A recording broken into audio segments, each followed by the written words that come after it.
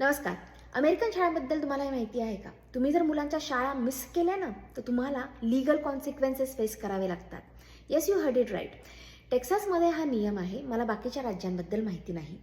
पण टेक्सासमध्ये जर मुलांनी 18 दिवसांपेक्षा जास्त दिवस शाळा बुडवली, म्हणजे 90% दिवस त्यांनी शाळेमध्ये प्रेझेंट राहायला हवं.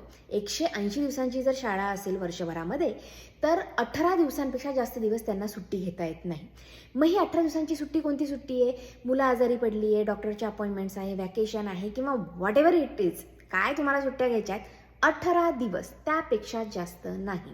म्हणजे वर्षभरात 18पेक्षा जर जास्त सुट्ट्या घेतल्या तर मुलांना तो वर्ग रिपीट करावा लागतो. म्हणजे एखादा मुलगा 6वीत आहे तर त्याला 6वी रिपीट करावी लागणार किंवा त्याला शाळेतून काढून टाकलं जाणार. आणि या केसमध्ये डिस्ट्रिक्ट काय करतं, ते पॅरेंट्सला एक नोटीस पाठवतं की तुमचा मुलगा इतके दिवस का अब्सेंट आहे ते तुम्ही आम्हाला सांगा.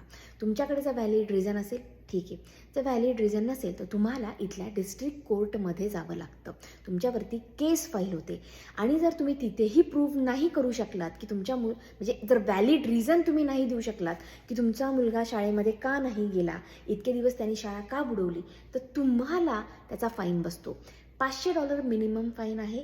आणि त्याशिवाय तुमच्या क्रिमिनल हिस्ट्रीमध्ये सुद्धा ही इन्फॉर्मेशन जाऊ शकते.